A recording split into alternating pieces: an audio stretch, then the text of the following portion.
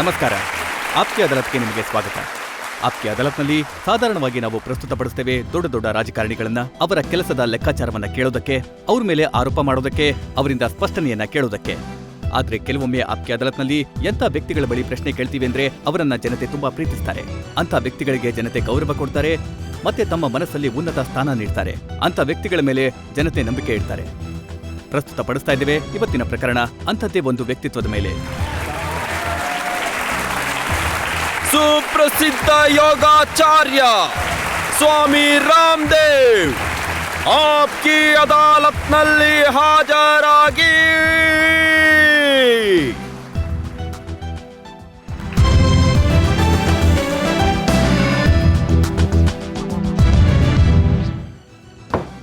ಅದಾಲತ್ನ ವಿಚಾರಣೆ ಶುರುವಾಗ್ಲಿ. ಆಪ್ಕೆ ಅದಾಲತ್ನಲ್ಲಿ ಮೊದಲ ಆರೋಪ ಸ್ವಾಮಿ ರಾಮದೇವ್ ಅವರ ಮೇಲೆ. ಆಪ್ಕಿ ಅದಾಲತ್ನಲ್ಲಿ ಸ್ವಾಮಿ ರಾಮದೇವ್ ಅವರ ಮೇಲೆ ಇರುವ ಆರೋಪ. ಇವರು ದೊಡ್ಡ ದೊಡ್ಡ ಹೇಳಿಕೆಗಳನ್ನ ಕೊಡುತ್ತಾರೆ. ಸ್ವಾಮೀಜಿ, ನಿಮ್ಮ ಬಗ್ಗೆ ಏನೇ ಕೇಳಿದ್ರೂ ಅನ್ಸುತ್ತೆ ಅದು ಅತಿಶಯೋಕ್ತಿ ಅಂತ. ನೀವು ಎಂಥ ದೊಡ್ಡ ದೊಡ್ಡ ದಾವೆಗಳನ್ನ ಮಾಡ್ತೀರಿ ಅಂತಂದ್ರೆ ಒಬ್ಬ ಮನುಷ್ಯನಿಗೆ ಯಾವುದೇ ಕಾಯಿಲೆ ಇದ್ರೂ ನೀವು ಸರಿ ಮಾಡ್ತೀನಿ ಅಂತ. ನಾನು ವಾದ ಮಾಡಲ್ಲ. ನಾನು ಸತ್ಯ ಮತ್ತೆ ವಾಸ್ತವ ಹೇಳ್ತೀನಿ. ನಾನು ಕತೆಗಳನ್ನು ಕಟ್ಟಲ್ಲ. ನೋಡಿ, ಯಾವುದು ಸತ್ಯ ಇರುತ್ತೋ ನಾನದನ್ನ ನನ್ನ ಪೂರ್ತಿ ಶಕ್ತಿ ಹಾಕಿ ವ್ಯಕ್ತಪಡಿಸ್ತೀನಿ. ಯಾಕಂದ್ರೆ ಜನ ಇಲ್ಲಿವರೆಗೂ ತಪ್ಪು ತಿಳ್ಕೊಂಡಿದ್ರು. ಅದಕ್ಕಾಗಿ ನನ್ನ ಸತ್ಯ ಅವ್ರಿಗೆ ಸುಳ್ಳು ಅನ್ಸುತ್ತೆ. ಅವ್ರು ಇಲ್ಲಿವರೆಗೂ ಏನ್ ಕೇಳಿದ್ರು ಅಂದ್ರೆ ಬಿಪಿ ಯಾವ ಕಾರಣಕ್ಕೂ ಸರಿ ಹೋಗಲ್ಲ, ಬಿಪಿ ಇದ್ರೆ ಜೀವನ ಪೂರ್ತಿ ಮಾತ್ರೆ ತಿನ್ಬೇಕು ಅಂತ. ನಾನದಕ್ಕೆ ಸಂಪೂರ್ಣ ವಿರುದ್ಧವಾಗಿ ಹೇಳ್ತೀನಿ, ಹೈಪರ್ ಟೆನ್ಷನ್ ಪೂರ್ತಿ ಕ್ಯೂರ್ ಆಗತ್ತೆ. ಇನ್ನೊಂದು ವಿಷಯ ಏನು ಅಂದ್ರೆ ಜನ ಇಲ್ಲಿವರೆಗೂ ಹಾರ್ಟ್ ಸಮಸ್ಯೆಗೆ ಬೈಪಾಸ್, ಆಂಜಿಯೋಪ್ಲಾಸ್ಟಿ ಅಧಿಕೃತ ಚಿಕಿತ್ಸೆ ಅಂತ ನಂಬ್ಕೊಂಡು ಬಂದಿದ್ದಾರೆ. ನಾನ್ ಹೇಳ್ತೀನಿ no bypass, no plastic, no angioplastic.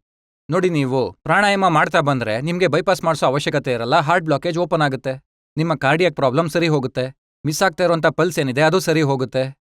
ನೋಡಿ, ಹೃದಯದಂತ ಸೂಕ್ಷ್ಮ ವಿಷಯದ ಮೇಲೆ ನಾನು ನೇರವಾಗಿ ಮಾತಾಡಿದ್ರೆ ಜನಕ್ಕೆ ಅನ್ಸಕ್ ಶುರು ಆಗುತ್ತೆ, ಈ ವ್ಯಕ್ತಿ ಏನ್ ಹೇಳ್ತಾ ಇದ್ದಾನೆ, ಇವನ್ಗೆ ತಲೆ ಸರಿ ಇದೆಯಾ ಅಂತ, ಇದು ಸತ್ಯನಾ ಅಂತ. ನಾನು ನಿಮ್ಮನ್ನ ಇದೇ ಕೇಳಬೇಕು ಅಂತ ಇದ್ದೀನಿ, ನಿಮ್ ತಲೆ ಸರಿ ಇದೆಯಾ ಇಂತ ಮಾತಾಡ್ತಾ ಇದ್ದೀರಲ್ಲ ಅಂತ.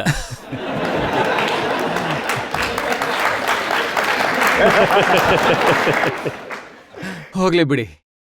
ನೋಡಿ, ಯಾವ್ದಾದ್ರೂ ಹೊಸ ವಿಷಯನ ಒಬ್ರು ಹೇಳ್ದಾಗ, ಯಾವಾಗ ಮೊದಲನೇ ಬಾರಿ ಈ ಭೂಮಿ ಗುಂಡಿಗಿದೆ ಅಂತ ಹೇಳಿದ್ರು ಕೆಲವರು ಚಪ್ಪಟೆ ಆಗಿದೆ ಅಂದ್ರು, ಜನ ಅವ್ರನ್ನ ಗಲ್ಲಿಗೆ ಏರ್ಸ್ಬಿಟ್ರು.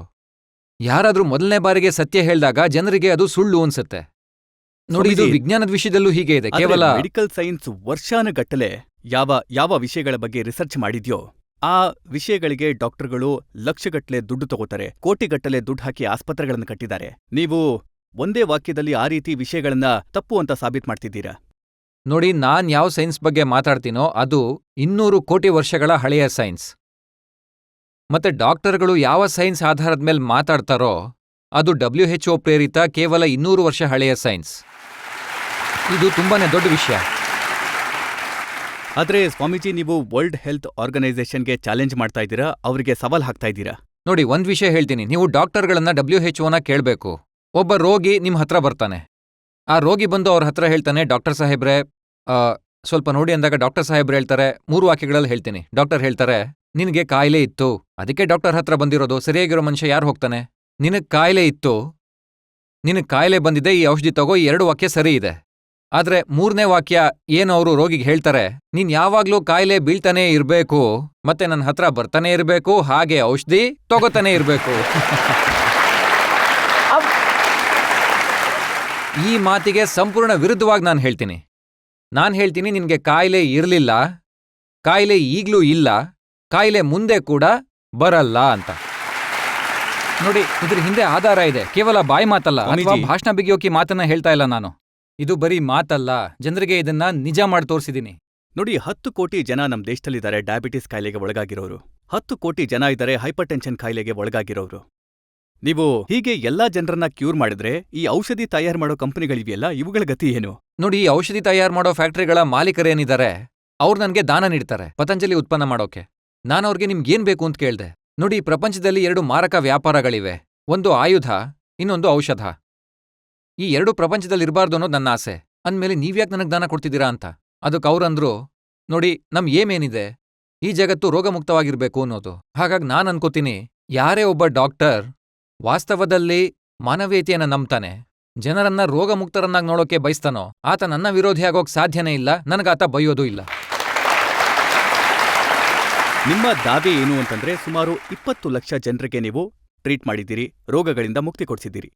ನಿಮ್ಮ ಈ ಮಾತನ್ನ ಹೇಗ್ ನಂಬೋದು? ನಿಮ್ಮ ಹತ್ರ ಯಾವ್ದಾದ್ರೂ ಡಾಕ್ಯುಮೆಂಟೇಶನ್ ಇದೆಯಾ? ಯಾವ್ದಾದ್ರೂ ಪ್ರೂಫ್ ಇದೆಯಾ? प्रत्यक्ष किं प्रमाणम सच को आच नहीं. ನಿಮ್ಗೆ ನೋಡಿ, ನಿಮ್ಮ ಈ ನ್ಯಾಯಾಲಯದಲ್ಲಿ ಎಷ್ಟು ಜನ ಕೂತಿದ್ದಾರೆ ಅವ್ರಿಗೆ ನಾನು ಈಗಲೇ ಪ್ರಾಣಾಯಾಮ ಮಾಡ್ಸೋಕೆ ಶುರು ಮಾಡ್ತೀನಿ. ನೀವು ಬೇಕಿದ್ರೆ ವೇಯಿಂಗ್ ಮೆಷಿನ್ನ ತಗೊಂಡ್ ಬರಬಹುದು. ವೇಯಿಂಗ್ ಮೆಷಿನ್ ತಂದು ಇವರೆಲ್ಲರ ತೂಕ ಚೆಕ್ ಮಾಡಿ. ಆಮೇಲೆ ನಿಮ್ ಮುಂದೆನೇ ಅವ್ರಿಗೆ ಪ್ರಾಣಾಯಾಮ ಮಾಡಿಸ್ತೀನಿ. ಅವ್ರ ತೂಕ 250 ಗ್ರಾಮ್ನಿಂದ ಅರ್ಧ ಕಿಲೋ ತನಕ ಕಡಿಮೆ ಆಗುತ್ತೆ. ಇದಕ್ಕಿಂತ ಇನ್ಯಾವ ಪ್ರಮಾಣದ ಅವಶ್ಯಕತೆ ಇದೆ ಹೇಳಿ? ಸ್ವಾಮೀಜಿ, ಡಾಕ್ಟರ್ ಹತ್ರ ನಾನು ಕೇಳಿದೆ, ಯಾರು ಮೆಡಿಕಲ್ ಸೈನ್ಸಿನ ಡಾಕ್ಟರ್ಸ್ ಇದ್ದಾರೆ ಅವ್ರು ಹೇಳ್ತಾರೆ, ಒಂದ್ ವೇಳೆ ಯಾವ್ದಾದ್ರೂ ವ್ಯಕ್ತಿಗೆ 1 ವಾರದ ತನಕ ದಿನ 2 ಕಿಲೋ ನೀವು ತೂಕ ಕಮ್ಮಿ ಮಾಡಿದ್ರೆ ವಾರದಲ್ಲಿ 14 ಕೆಜಿ ಅಂದ್ರೆ ಮನುಷ್ಯ ಸತ್ತೇ ಹೋಗ್ತಾನೆ. 7 ದಿನದಲ್ಲಿ ಆಗೋದನ್ನ ನಿಮ್ಗೆ ಹೇಳ್ತೀನಿ. ಮೊದಲನೇ ದಿನ ಕೆಲವ್ರಿಗೆ ಅರ್ಧ ಕೆಜಿ, ಕೆಲವ್ರಿಗೆ 2 ಕೆಜಿ ಕಡಿಮೆ ಆಗುತ್ತೆ. 2ನೇ ದಿನ 1 ಕೆಜಿ ಕಡಿಮೆ ಆಗುತ್ತೆ. 3ನೇ ದಿನ ಅರ್ಧ ಕೆಜಿ ಕಡಿಮೆ ಆಗುತ್ತೆ. ಆಮೇಲೆ 250 ಗ್ರಾಮಿಗೆ ಬಂದು ನಿಲ್ಲುತ್ತೆ. ನಾನು ಜನರಿಗೆ 3 ರಿಂದ 6 ತಿಂಗಳ ಒಳಗೆ 25ರಿಂದ 60 ಕೆಜಿ ತನಕ, ಅಂದ್ರೆ 3 ರಿಂದ 6 ತಿಂಗಳಲ್ಲಿ 60 ಕೆಜಿ ಕಡಿಮೆ ಮಾಡಿಸಿದ್ದೀನಿ. ಶುರುವಿನಲ್ಲಿ 2 ಕೆಜಿ ಕಡಿಮೆ ಆಗುತ್ತೆ, ಹೋಗ್ತಾ ಆಮೇಲೆ ಅರ್ಧ ಕೆಜಿ ಕಡಿಮೆ ಆಗುತ್ತೆ. ಇದು ನೋಡಿ, ಕಡಿಮೆ ಆದವ್ರದ್ದು ಹೆಚ್ಚು ಕೂಡ ಆಗುತ್ತೆ. ನಿಮ್ಮ ಶಿಬಿರದಲ್ಲಿ ಸಾವಿರಾರು ಜನ ಒಂದೇ ಸಲ ಪ್ರಾಣಾಯಾಮ ಮಾಡ್ತಾರೆ, ಒಂದೇ ಸಲ ಯೋಗ ವಿದ್ಯೆ ಕಲಿತಾರೆ. ಅವರಲ್ಲಿ 10-20 ಜನ ನಿಂತ್ಕೊಂಡು ಹೇಳ್ತಾರೆ, ನಮಗೆ ಲಾಭ ಆಯ್ತು, ನಾವು ಹುಷಾರಾದ್ವಿ ಅಂತ. ಹಾಗೆ 100 ಜನ ಇರ್ಬೋದು ಅಲ್ವಾ, ಅವ್ರಿಗೇನು ಲಾಭ ಆಗದೆ ಇರೋರು? ನಾನ್ ಜನರಿಗೆ ಹೇಳ್ತೀನಿ, ಯಾರು ನನ್ನ ಎದುರು ನಿಂತ್ಕೊಂಡು ಹೇಳ್ತಾರೋ ಅವ್ರನ್ನ ಎನ್ಕ್ವೈರಿ ಮಾಡಿ ಅಂತ. ನೋಡಿ, ನನ್ನ ಹತ್ರ ಬರೋರು ಫ್ರೀಯಾಗಂತೂ ಬರಲ್ಲ, ಅವರಿಂದ ಅನುದಾನ ತಗೋತೀನಿ. ಆ ಜನರಿಗೆ ಒಂದ್ ವೇಳೆ ಲಾಭ ಆಗ್ಲಿಲ್ಲ ಅಂದ್ರೆ ಅವ್ರು ನನ್ನ ಹೊರಗೆ ಹೋಗೋದಕ್ಕೆ ಬಿಡಲ್ಲ. ನೀವಾದ್ರೂ ಇಲ್ಲಿಂದ ಹೊರಗಡೆ ಹೋಗೋದಕ್ಕೆ ಬಿಡ್ತೀರಾ? ಅವ್ರು ನನ್ಗೆ ಚಪ್ಲಿಲ್ ಹೊಡಿತಾರೆ ಲಾಭ ಆಗ್ಲಿಲ್ಲ ಅಂದ್ರೆ. ಸ್ವಾಮೀಜಿ, ಒಂದ್ ವೇಳೆ ಅಂದ್ಕೊಳ್ಳಿ, ನಿಮ್ಮ ಚಿಕಿತ್ಸೆಯಿಂದ ಯಾರಾದ್ರೂ ವ್ಯಕ್ತಿಗೆ ನಷ್ಟ ಆದ್ರೆ, ಯಾರಾದ್ರೂ ಹಾರ್ಟ್ ಪೇಷಂಟ್ ಇದ್ದು ಅವರು ಒಂದ್ ವೇಳೆ ತೀರ್ಕೊಂಡ್ರೆ, ಯಾರಾದ್ರೂ ಡಯಾಬಿಟೀಸ್ ಇರೋರ ಕಾಯಿಲೆ ಇನ್ನೂ ಜಾಸ್ತಿ ಆದ್ರೆ, ಆಗ ಅವ್ರು ಯಾರನ್ನ ಕೇಳ್ಬೇಕು? ಮೊದಲನೇ ವಿಷಯ ಏನಂದ್ರೆ, ರಾಮ್ ಸತ್ಯ ಯಾರಾಗ್ಬೇಕು ಅಂತ ಇರುತ್ತೋ ಅವ್ರನ್ನ ಪ್ರಪಂಚದ ಯಾವ ಶಕ್ತಿನೂ ಉಳ್ಸಕ್ಕಾಗಲ್ಲ. ಸ್ವಾಮಿ ರಾಮದೇವೇನು ಸಾಕ್ಷಾತ್ ನಾರಾಯಣ ಹೇಳದ್ ಬಂದ್ರೂ ಉಳ್ಸಕ್ಕಾಗಲ್ಲ. ಹಾಗೆ ನಾನು ಯಾವುದೇ ಔಷಧಿ ಕೊಡೋದಿಲ್ಲ. ಎರಡನೇದಾಗಿ ಅವರಿಂದ ನಾನು ಏನು ಉಲ್ಟಾ ಕೆಲಸ ಮಾಡ್ಸಲ್ಲ. ನಾನು ಅವರ ಉಸಿರು ನಿಲ್ಸಿದ್ರೆ ನನ್ನ ಮೇಲೆ ಪ್ರಕರಣ ದಾಖಲಿಸಬಹುದು. ನಾನು ಉಸಿರು ತಗೊಂಡ್ ಬಿಡಿ ಅಂತ ಹೇಳ್ತೀನಿ. ಉಸಿರು ತಗೊಂಡ್ ಬಿಡೋದ್ರಿಂದ ಯಾರು ಕೂಡ ಸತ್ತಿಲ್ಲ ಅಲ್ವಾ? ಉಸಿರು ನಿಲ್ಸೋದ್ರಿಂದ ಸಾಯ್ಬೋದು. ಔಷಧಿ ತಿಂತ ಯಾರು ನೋಡಿ, ನಾನು ತಮಾಷೆ ಮಾಡ್ತಲ್ಲ, ಇದು ವಾಸ್ತವ. ಸುಮಾರು 90% ಜನ ಔಷಧಿ ತಿಂದು ಸಾಯ್ತಾರೆ. ಮತ್ತೆ 10% ಜನ ಔಷಧಿ ತಿಂದೇ ಸಾಯ್ತಾರೆ. ಅದಕ್ಕೇನ್ ಮಾಡೋದು? ಒಂದ್ ವಿಷಯ. ಮತ್ತೆ ಇದಕ್ಕಿಂತ ಗಂಭೀರವಾದ ವಿಷಯ ಇನ್ನೊಂದಿದೆ. ಯಾರು ಔಷಧಿ ತಗೋತಾ ಇದ್ದಾರೋ, ಔಷಧಿ ತಗೋತಾ ಸೈಡ್ ಎಫೆಕ್ಟ್ ಆಗುತ್ತಲ್ಲ, ಅದಕ್ಕೆ ಜವಾಬ್ದಾರಿ ಯಾರು ಹೇಳಿ? ಅದರಿಂದ ಜನಕ್ಕೆ ಏನ್ ನಷ್ಟ ಆಗುತ್ತಲ್ಲ, ಔಷಧಿ ಮೇಲೆ ಇಷ್ಟು ಬರ್ದ್ಬಿಟ್ರೆ ಸಾಕಾ? ಈ ಔಷಧಿ ತಗೊಂಡಾಗ ಈ ಸೈಡ್ ಎಫೆಕ್ಟ್ ಆಗುತ್ತೆ ಅಂತ ಇಷ್ಟು ಸಾಕಾ ಹೇಳಿ? ಒಂದ್ ವೇಳೆ ನಿಮ್ ಮಾತು ಒಪ್ಕೊಂಡ್ರೆ ಏನ್ ಮಾಡ್ಬೇಕು? ಎಲ್ಲ ಹಾಸ್ಪಿಟಲ್ಸ್ನ ಕ್ಲೋಸ್ ಮಾಡ್ಬೇಕಾ? ಏನು ಔಷಧಿ ತಯಾರು ಮಾಡೋ ಕಂಪ್ನಿಗಳನ್ನ ಕ್ಲೋಸ್ ಮಾಡ್ಬೇಕಾ? ಈ ದೇಶದಲ್ಲಿ ಡಾಕ್ಟರ್ಗಳ ಸಂಖ್ಯೆ ಕಡಿಮೆನೇ ಇದೆ. ದೇಶದ ಜನಸಂಖ್ಯೆ ಇದೆ 100 ಕೋಟಿಗೂ ಹೆಚ್ಚು. 50,000 ರೋಗಿಗಳ ಪಾಲಿಗೆ ಒಬ್ಬ ಡಾಕ್ಟರ್ ಇದ್ದಾರೆ. 50,000 ರೋಗಿಗಳ ಪಾಲಿಗೆ ಒಬ್ಬ ಡಾಕ್ಟರ್ ಇದ್ದಾರೆ. ನಾನ್ ಯೋಗ ಮಾಡಿಸ್ಲಿಲ್ಲ ಅಂದ್ರೆ ಜನ ಸಾಯ್ತಾರೆ. 50,000 ರೋಗಿಗಳನ್ನ ಒಬ್ಬ ಡಾಕ್ಟರ್ ಹೇಗ್ ನೋಡ್ಕೋತಾರೆ? ಇನ್ನೊಂದು ವಿಷಯ, ಪ್ರತಿ 2ನೇ ವ್ಯಕ್ತಿ ಕಾಯಿಲೆಗೊಳಗಾಗ್ತಿದ್ದಾನೆ. ಪ್ರತಿ 2ನೇ ವ್ಯಕ್ತಿ ಮಾತ್ರ ಅಲ್ಲ, ಕಾಯಿಲೆ ಇಲ್ದೇ ಇರೋಂಥ ವ್ಯಕ್ತಿನ ಬೆರಳೆಣಿಕೆಯಲ್ಲಿ ಎಣಿಸ್ಬೋದು. ಕಾಯಿಲೆಗಳು ಹೇಗಿವೆ? 50% ಜನರಿಗೆ ಹೆವಿ ಮೆಂಟಲ್ ಸ್ಟ್ರೆಸ್. ಇದಕ್ಕೆ ಮಾಡರ್ನ್ ಮೆಡಿಕಲ್ ಸೈನ್ಸ್ ಅಲ್ಲಿ ಯಾವುದೇ ಚಿಕಿತ್ಸೆ ಇಲ್ಲ. ಎರಡನೇದು, 50% ಲೇಡೀಸ್ಗೆ ಅನಿಮಿಯಾ ಪ್ರಾಬ್ಲಮ್, ಅನಿಮಿಕ್ ಆಗಿದ್ದಾರೆ. 10 ಕೋಟಿಯಷ್ಟು ಜನ ಡಯಾಬಿಟಿಸ್ ಪೇಷಂಟ್ ಆಗಿದ್ದಾರೆ. 10 ಕೋಟಿಯಷ್ಟು ಜನರಿಗೆ ಬಿಪಿ ಇದೆ. 5 ಕೋಟಿಯಷ್ಟು ಜನರಿಗೆ ಭಯಂಕರ ಆರ್ಥ್ರೈಟಿಸ್ ಇದೆ. 5 ಕೋಟಿಯಷ್ಟು ಜನಕ್ಕೆ ನಡೆಯೋದಿಕ್ಕೆ ಆಗಲ್ಲ, ಒಬೆಸಿಟಿ ಇದೆ. ಇನ್ನು 1 ಕೋಟಿಯಷ್ಟು ಜನರಿಗೆ ಅಂದ್ರೆ ಹಾರ್ಟ್ ಪ್ರಾಬ್ಲಮ್ ಇದೆ, ಕ್ಯಾನ್ಸರ್ ಪ್ರಾಬ್ಲಮ್ ಇದೆ, ಅಸ್ತಮಾ ಪ್ರಾಬ್ಲಮ್ ಇದೆ, ಕಿಡ್ನಿ ಪ್ರಾಬ್ಲಮ್ ಇದೆ. ಇವೆಲ್ಲದಕ್ಕೂ ಒಬ್ರೇ ಡಾಕ್ಟರ್, ಸ್ವಾಮಿ ರಾಮದೇವ್. ನೋಡಿ, ನಾನು ಬದುಕಿದ್ರೆ ಈ ಮಾತನ್ನ ಸಾಧಿಸಿ ತೋರಿಸ್ತೀನಿ. ಇಡೀ ಜಗತ್ತಲ್ಲೇ ಪ್ರಾಣವನ್ನೇ ಔಷಧಿಯಾಗಿ ಮಾಡ್ತೀನಿ. ಜನ ಔಷಧಿ ಇಲ್ಲದೆ ಆರೋಗ್ಯವಾಗಿರ್ತಾರೆ. ಮತ್ತೆ ಇದನ್ನ ನಾನು ಹೇಳ್ತಾ ಇಲ್ಲ, ಇದು ನಮ್ಮ ಋಗ್ವೇದದಲ್ಲಿ, ಜಗತ್ತಿನ ಪ್ರಾಚೀನ ಪುಸ್ತಕ ಋಗ್ವೇದ ಆಗಿದೆ. ಋಗ್ವೇದದಲ್ಲಿ ಭಾರತದ ಋಷಿ ಮುನಿಗಳು सृष्टि के आदि में उद्घोष किया था, आवात वाही भेषजम तुम ही विश्व भेषजो. ಪ್ರಾಣನೇ ಔಷಧಿ. ದುರಾದೃಷ್ಟ ಅಂದ್ರೆ ನೋಡಿ, ಜರ್ಮನಿಲಿ ಚರಕಾಲಜಿ ಪಾಠ ಮಾಡಲಾಗುತ್ತೆ. ಮಹರ್ಷಿ ಚರಕರ ಪಾಠಗಳನ್ನ ಅಲ್ಲಿ ಕಲಿಸಲಾಗುತ್ತೆ. ಆದ್ರೆ ನನ್ನಂತ ವ್ಯಕ್ತಿ ಚರಕ, ಪತಂಜಲಿ, ಸುಶ್ರುತರ ಬಗ್ಗೆ ಮಾತಾಡಿದ್ರೆ ಆಗ ಹೇಳ್ತಾರೆ, ಈ ವ್ಯಕ್ತಿ ಯಾಕೆ ವದಂತಿಗಳನ್ನ ಹಬ್ಬಿಸ್ತಾ ಇರೋದು, ಅತಿಶಯೋಕ್ತಿ ಮಾತುಗಳನ್ನ ಆಡೋದು ಅಂತ. ನಾನ್ ಹೇಳ್ತೀನಿ, ಪ್ರಾಣ ಒಂದು ಮೆಡಿಸಿನ್. ಈ ಪ್ರಾಣರೂಪದ ಔಷಧಿ ಎಲ್ರಿಗೂ ಫ್ರೀಯಾಗಿ ಸಿಗುತ್ತೆ. ಆದ್ರೆ ಒಂದಂತೂ ಆಗ್ಬಾರ್ದು, ಜಮೀನಿನ ಮೇಲೆ ಟ್ಯಾಕ್ಸ್ ಇದೆ, ನೀವು ಕುಡಿಯೋ ನೀರ್ ಮೇಲೂ ಕೂಡ ಟ್ಯಾಕ್ಸ್ ಹಾಕಿದ್ದಾರೆ. ಆದ್ರೆ ಸದ್ಯಕ್ಕೆ ಆಕ್ಸಿಜನ್ ಮೇಲೆ ಟ್ಯಾಕ್ಸ್ ಇಲ್ಲ, ನೀವು ತಗೋತಿರಲ್ಲ. ಆದ್ರೆ ಆದ್ರೆ ಯಾವ ಮುಂದೆ ರೀತಿ ನೀವ್ ಕೆಲಸ ಮಾಡ್ತಾ ಇದ್ದೀರೋ ಅದನ್ನ ನೋಡಿದ್ರೆ ಆಕ್ಸಿಜನ್ ಮೇಲೂ ಟ್ಯಾಕ್ಸ್ ಹಾಕ್ಬಿಡ್ತೀರಾ ಅನ್ಸುತ್ತೆ. ಒಂದ್ ವೇಳೆ ಯಾರಾದ್ರೂ ತಲೆ ಕೆಟ್ಟಿರೋಂಥ ವ್ಯಕ್ತಿ ಈ ದೇಶದ ಹಣಕಾಸು ಮಂತ್ರಿ ಆದ್ರೆ ಅವನು ಆಕ್ಸಿಜನ್ ಮೇಲೆ ಟ್ಯಾಕ್ಸ್ ಹಾಕ್ತಾನೆ. ಯಾಕಂದ್ರೆ ಒಬ್ಬ ವ್ಯಕ್ತಿ ದಿನಪೂರ್ತಿ 1600 ರೂಪಾಯಿ ಆಕ್ಸಿಜನ್ನ ತಗೋತಾನೆ. ಒಂದು ಆಕ್ಸಿಜನ್ನ ಸಿಲಿಂಡರ್ 200 ರೂಪಾಯಿಗೆ ಸಿಗುತ್ತೆ. ದಿನಪೂರ್ತಿ ವ್ಯಕ್ತಿನ ಹಾಸ್ಪಿಟಲ್ ಇಲ್ದೆ ಡಾಕ್ಟರ್ನ ಚಾರ್ಜ್ ಇಲ್ದೆ ಇರಿಸಿದ್ರೆ ಆಗ 200 ರೂಪಾಯಿ ಸಿಲಿಂಡರ್ನ 8 ಸಿಲಿಂಡರ್ ಬೇಕಾಗತ್ತೆ ಒಬ್ರಿಗೆ. ಒಂದ್ ತಿಂಗಳಲ್ಲಿ 48,000 ರೂಪಾಯಿ ಆಕ್ಸಿಜನ್ನ ಒಬ್ಬ ವ್ಯಕ್ತಿ ತಗೋತಾನೆ ನೋಡಿ. ಮತ್ತೆ ಹಾಗೆ ಒಬ್ಬ ವ್ಯಕ್ತಿ ತನ್ನ ಲೈಫ್ನಲ್ಲಿ 3 ರಿಂದ 5 ಕೋಟಿ ರೂಪಾಯಿ ಎಷ್ಟು ಆಕ್ಸಿಜನ್ ತಗೋತಾನೆ. ನಿಮ್ಮ ಅಕೌಂಟಿಂಗ್ ತುಂಬಾ ಚೆನ್ನಾಗಿದೆ, ಇದನ್ನೆಲ್ಲ ನಾನು ನೋಡಿದ್ದೀನಿ. ಒಬ್ಬ ಮನುಷ್ಯ, ನಾನು ರಾಷ್ಟ್ರವಾದದ ಬಗ್ಗೆ ಮಾತಾಡ್ತೀನಿ. ಜನ ಕೇಳ್ತಾರೆ ದೇಶ ನಿಮ್ಗೇನ್ ಕೊಟ್ಟಿದೆ ಅಂತ. ದೇಶ ನಿನ್ಗೆ ಆಕ್ಸಿಜನ್ ಕೊಟ್ಟಿದೆ, ಯಾವುದೇ ಟ್ಯಾಕ್ಸ್ ಇಲ್ದೆ ಅಂತ ಅವ್ರಿಗೆ ಹೇಳ್ತೀನಿ. ಯಾಕಂದ್ರೆ ನಮ್ಮ ದೇಶದ ನಿಯಮ ಮತ್ತೆ ಕಾನೂನು ಎಷ್ಟು ಕೆಟ್ಟದಾಗಿದೆ ಅಂದ್ರೆ ನಾನು ಹೇಳ್ತೀನಲ್ಲ, ದೇಶದಲ್ಲಿ ಭಿಕ್ಷೆ ಬೇಡ್ತಾ ಯಾರಾದ್ರೂ ಸಿಕ್ಕಾಕೊಂಡ್ರೆ ಆಗ ಅವ್ರ ಕೈಗೆ ಬೇಡಿ ಹಾಕ್ಬೇಕು ಅನ್ನೋ ಆದೇಶ ಇದೆ. ದೇಶದಲ್ಲಿ ಯಾರಾದ್ರೂ ಭಿಕ್ಷೆ ಬೇಡ್ತಾ ಸಿಕ್ಕಾಕೊಂಡ್ರೆ ಅವ್ರಿಗೆ ಕೈಕೋಳ ಹಾಕಿ ಅವ್ರನ್ನ ಜೈಲಿಗೆ ತಳ್ಬೇಕು ಅನ್ನೋ ಆದೇಶ ನಮ್ಮ ಈ ಗೌರ್ಮೆಂಟ್ನಲ್ಲಿದೆ. ಅದೇ ದೇಶದ ಹಣಕಾಸು ಮಂತ್ರಿ ಹೊರಗಡೆ ಹೋಗಿ ವಿದೇಶಗಳಿಂದ ಭಿಕ್ಷೆ ಬೇಡಿ ದುಡ್ಡು ತಗೊಂಡು ಬಂದ್ರೆ ಅವ್ರಿಗೆ ಹಾರ ಹಾಕಿ ಸನ್ಮಾನ ಮಾಡ್ತಾರೆ. ಇದು ನಮ್ಮ ದೇಶದ ಪರಿಸ್ಥಿತಿ. ಸ್ವಾಮೀಜಿ, ನಿಮ್ಮ ದಾವೆ ಏನಂದ್ರೆ ನೀವು ದೊಡ್ಡ ದೊಡ್ಡ ವ್ಯಕ್ತಿಗಳನ್ನ ಸರಿ ಮಾಡ್ತೀರಾ ಅಂತ. ಯಾರಿಗೂ ರೋಗ ಇಲ್ಲ. ಆದ್ರೆ ನಾನು ಕೇಳ್ಪಟ್ಟೆ ಏನಂದ್ರೆ, ಪ್ರಾಣಾಯಾಮ ಮಾಡ್ತಾ ಮಾಡ್ತಾ ನಿಮ್ಮ ಕರಳುಗಳು ಸಿಕ್ಕಾಕೊಂಡ್ಬಿಡ್ತು, ನೀವು ಚಿಕಿತ್ಸೆ ಮಾಡಿಸ್ಕೊಳ್ಳೋದಕ್ಕೆ ನ್ಯೂಯಾರ್ಕಿಗೆ ಹೋಗ್ಬೇಕಾಯ್ತು. ಏನಾಗಿದೆ ಅಂದ್ರೆ, ಸ್ವಾಮಿ ರಾಮದೇವ್ ಮೇಲೆ ಹೇಗ್ ದಾಳಿ ಮಾಡೋದು ಅಂತ ಈಗ ಜನ ಯೋಚನೆ ಮಾಡ್ತಾರೆ. ಮಹಿಳೆಯರ ವಿಷಯದಲ್ಲಿ ಆರೋಪ ಮಾಡೋಕ್ಕಾಗಲ್ಲ, ಯಾಕೆಂದ್ರೆ ನಾನು ಮಹಿಳೆಯರನ್ನ ಟಚ್ ಮಾಡೋದೇ ಇಲ್ಲ, ಮುಟ್ಟೋದೇ ಇಲ್ಲ.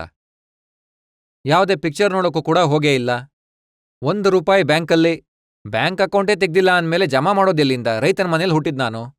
ರೈತರ ಮಕ್ಕಳದ್ದು ಖಾತೆಲಿ ಹೆಸರೇ ಇರ್ತಾ ಇರ್ಲಿಲ್ಲ. ಅಂದ್ರೆ ನಾನು ಹುಟ್ಟಿದ ಕಾಲದ್ದು ಅದನ್ನ ಲಿಮಿಟೆಡ್ ವಿಷಯ ಕೇಳ್ತಾ ಇದ್ದೀನಿ. ಈಗ ನಿಮ್ ಹತ್ರ ನಾನ್ ಕೇಳ್ತಾ ಇದ್ದೀನಿ ಏನಂದ್ರೆ, ನೀವು ಚಿಕಿತ್ಸೆ ಮಾಡಿಸ್ಕೊಳ್ಳೋದಕ್ಕೆ ಯಾರಾದ್ರೂ ಡಾಕ್ಟರ್ ಹತ್ರ ಹೋಗಿದ್ರೆ? ಅದೇ ನಾನ್ ಏನ್ ಹೇಳ್ತಾ ಇದ್ದೆ ಅಂದ್ರೆ, ಸ್ವಾಮಿ ರಾಮದೇವ್ ಮೇಲೆ ಏನ್ ಆರೋಪ ಮಾಡೋದು ಅಂತ ಜನ ಯೋಚಿಸ್ತಾರೆ. ಅದಕ್ಕೆ ದಿನ ಹೊಟ್ಟೆ ತಿರುಗಿಸ್ತಾರೆ ಅಂತ ಇವ್ರ ಮೇಲೆ ಆರೋಪ ಮಾಡೋಣ, ನೋಲಿ ಮಾಡ್ತಾರೆ ಅಂತ. ಅದಕ್ಕೆ ಹೊಟ್ಟೆ ಸಿಕ್ಕಾಕೊಂಡ್ಬಿಡ್ತು ಅಂತ ಹೇಳಿದ್ದಾರೆ. ಅದಕ್ಕೆ ನಾನು ಒಳಗಡೆ ಏನಾದ್ರೂ ಗೂಟ ಹೊಡೆದಿದ್ದ ಹೊಟ್ಟೆ ಸಿಕ್ಕಾಕೊಳ್ಳಕ್ಕೆ ಅಂತ ಕೇಳಿದೆ. ಮತ್ತೆ ಇನ್ನೊಂದು ವಿಷಯ, ಆ ಚಿಕಿತ್ಸೆ ತಗೊಳಕ್ಕೆ ಅಮೆರಿಕಕ್ಕೆ ಹೋದೆ ಅಂತ ಹೇಳಿದ್ರು. ಆದ್ರೆ ಒಂದ್ ವೇಳೆ ಈ ಜಗತ್ಗೇನಾದ್ರೂ ಗೊತ್ತಾಗೋದಾದ್ರೆ ನಾನು ಅಮೆರಿಕದ ನೀತಿಗಳ ಕಟ್ಟ ವಿರೋಧಿ ಅನ್ನೋದು. ನಾನು ಸದ್ದಾಂ ಹುಸೇನ್ನ ಅಲ್ಲ, ಬುಷ್ ಅವ್ರನ್ನ ಅಪರಾಧಿ ಅಂತ ಕರಿತೀನಿ. ಅವರು ಇರಾಕ್ನ ಸಂಪೂರ್ಣ ಹಾಳು ಮಾಡಿದ್ರು. ಹಾಗೆ ಇನ್ನೊಂದು ವಿಷಯ, ಅವರೆಲ್ಲ ನನ್ನ ಚಿಕಿತ್ಸೆಗಾಗಿ ಅಮೆರಿಕಾಗೆ ಹೋದ್ರು ಅಂತ ಹೇಳಿದ್ರು. ನಾನು ಇವತ್ತವರೆಗೂ ಪಾಸ್ಪೋರ್ಟೇ ಮಾಡಿಸಿಲ್ಲ. ಮತ್ತೆ ಹಾಗೆ ಜನ ಹೇಗೆ ಆರೋಪ ಮಾಡ್ತಾರೆ, ಹೇಗೆ ವದಂತಿ ಹಬ್ಬಿಸ್ತಾರೆ ಅಂತಂದ್ರೆ ಎಲ್ರೂ ನಂಬಬೇಕು. ರಾಮದೇವ್ ದಿನ ಕಪಾಲಭಾತಿ ಮಾಡ್ತಾರೆ, ಅಗ್ನಿಸಾರ ಕ್ರಿಯೆ ಮಾಡ್ತಾರೆ, ಹೊಟ್ಟೆನ ಅಲ್ಲಾಡಿಸ್ತಾರೆ, ಮತ್ತೆ ನೌಲಿ ಮಾಡ್ತಾರೆ. ಅದಕ್ಕೆ ಕರಳು ಸಿಕ್ಕಾಕೊಳ್ತು ಅಂತ ಹೇಳಿದ್ರು.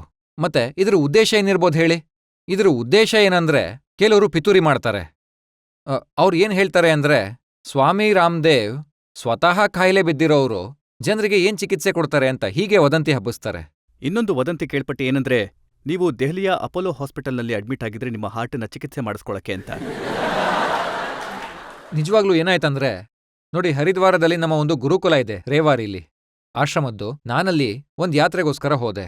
ನೋಡಿ, ಹರಿದ್ವಾರದಲ್ಲಿ ವದಂತಿಗಳು ತುಂಬಾ ಬೇಗ ಹರಡತ್ತೆ, ಸಣ್ಣ ಪುಟ್ಟದೆಲ್ಲ. ಇನ್ನೊಂದೇನಂದ್ರೆ ಅಲ್ಲಿ ಬಾಬಾಗಳು ತುಂಬಾ ಜನ ಇರ್ತಾರೆ. ಏನಂದ್ರೆ ನಾನು ಬಾಬಾಗಳನ್ನು ಕೂಡ ಬಿಡಲ್ಲ. ನನಗ್ ತಪ್ಪು ಅನ್ಸಿದ್ರೆ ಬಾಬಾಗಳ ವಿರುದ್ಧ ಕೂಡ ಮಾತಾಡ್ತೀನಿ. ನಾನು ಜ್ಯೋತಿಷಿಗಳ ತಾಂತ್ರಿಕರ ವಿರುದ್ಧ ಕೂಡ ಮಾತಾಡ್ತೀನಿ. ನಾನು ರಾಜಕೀಯದ ರಗಳೆಗಳಿಂದ ಕೋಟಿಗಟ್ಲೆ ಮೈಲಿ ದೂರ ಇದ್ದೀನಿ, ಆದ್ರೂ ಅದ್ರ ಬಗ್ಗೆ ಕೂಡ ಮಾತಾಡ್ತೀನಿ. ಹೀಗೆ ವದಂತಿಗಳು ಬೇಗ ಹಬ್ಬುತ್ತೆ. ನಾನು ಅಲ್ಲಿಗೆ ಹೋದೆ. ಆಗ ಬಾಬಾ ಹಾರ್ಟ್ ಆಪರೇಷನ್ಗೋಸ್ಕರ ಹೋದ್ರು ಅಂತ ಹೇಳಿದ್ರು. ಆದ್ರೆ ನಾನು ಬೈಪಾಸ್ ಮಾಡಿಸೋದೇ ಬೇಡ ಅಂತೀನಿ. ಅದಕ್ಕೆ ಜನ ವದಂತಿಗಳನ್ನ ಈ ರೀತಿ ಎಲ್ಲ ಹಬ್ಸಿದ್ರು. ಅವರಿಗೆ ಹಾರ್ಟ್ ಆಪರೇಷನ್ ಆಗಿದೆ ನೋಡಿ ಅಂತ. ಬೇಕಿದ್ರೆ ನೋಡ್ಬೋದು, ನನ್ನ ಹಾರ್ಟ್ ಸರಿಯಾಗೇ ಇದೆ, ಅದ್ಭುತವಾಗಿದೆ, ಯಾವ ಬೈಪಾಸ್ ಮಾಡಿಸಿಲ್ಲ. ಅಂದ್ರೆ ಜನ ವದಂತಿಗಳನ್ನ ಹೇಗ್ ಹಬ್ಬಿಸ್ತಾರೆ ಅಂದ್ರೆ, ಅದ್ ಹೇಗ್ ಹಬ್ಬದ್ವು? ಒಂದು ವೈದಿಕ ಸಂಸ್ಕೃತಿ ಇದೆ, ಹಾಗೆ ಹಾವಿನ ಸಂಸ್ಕೃತಿ ಇದೆ, ಇನ್ನೊಂದು ಹೋರಿ ಸಂಸ್ಕೃತಿ ಇದೆ. ವೈದಿಕ ಸಂಸ್ಕೃತಿ ಸನಾತನದಿಂದ ಬಂದಿರೋದು. ಯಾರ್ದಾದ್ರೂ ಸಭೆ ಹಾಳು ಮಾಡ್ಬೇಕು ಅಂದ್ರೆ ಹಾವು ಹೋರಿನ ಬಿಟ್ಬಿಡಿ, ಅದೇ ಅವೆರಡು ಸಂಸ್ಕೃತಿ. ಒಬ್ಬ ವ್ಯಕ್ತಿ ನನಗೆ ಹೇಳಿದ್ರು, ಅವರು ರಾಜಕೀಯ ಪಾರ್ಟಿ ಜೊತೆ ಇರೋಂಥವ್ರು, ಆ ಪಾರ್ಟಿ ಹೆಸರು ತಗೊಳ್ಳಲ್ಲ, ಅವರು ಏನೇನೋ ಕೆಲಸ ಮಾಡ್ತಿರ್ತಾರೆ. ಮೂರನೇದಿದೆಯಲ್ಲ, ಅದು ವದಂತಿ ಸಂಸ್ಕೃತಿ. ಅಂದ್ರೆ ಗಣೇಶ ಹಾಲು ಕುಡಿದ್ರಲ್ಲ, ಹೇಗೆ ಕುಡಿದ್ರು ಅಂದ್ರೆ ಚಮಚದಲ್ಲಿ ಅಂತ. ಚಮಚದಿಂದ ಹಾಲು ಕುಡಿದ್ರೆ ಕೆಳಗ್ ಬಿತ್ತೋ ಇಲ್ವೋ ಗೊತ್ತಾಗಲ್ಲ ಅಲ್ವಾ? ಅದು ಬಿಳಿ ಅಮೃತಶಿಲೆಯ ಮೂರ್ತಿ ಮಾತ್ರ ಕುಡಿಯುತ್ತೆ ಅಂತ ಹೇಳಿದ್ರು. ಆಮೇಲೆ ಪಾಪಿಗಳ ಕೈಯಿಂದ ಕುಡಿಯಲ್ಲ ಅಂತ ಹೇಳಿದ್ರು. ಇಡೀ ಪ್ರಪಂಚದಲ್ಲಿ ಎಲ್ಲರೂ ಕುಡಿಸ್ಬಿಟ್ರು, ಯಾಕಂದ್ರೆ ತಮ್ಮನ್ ತಾವು ಪಾಪಿ ಅಂತ ಯಾರು ಹೇಳ್ಕೊತಾರೆ? ನೋಡಿ, ನನ್ನ ಬಗ್ಗೆ ಕೂಡ ಅದೇ ರೀತಿ ವದಂತಿ ಹೇಳಿದ್ದಾರೆ.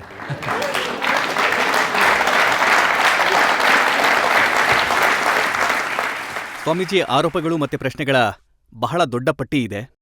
ಆಪ್ಕೆ ಅದಾಲತ್ನಲ್ಲಿ ಸ್ವಾಮಿ ರಾಮದೇವ್ ಅವರ ಮೇಲೆ ಜನತಾ ಮೊಕದ್ದಮೆ ಮುಂದುವರಿಯುತ್ತೆ ಒಂದು ಬ್ರೇಕ್ನ ನಂತರ.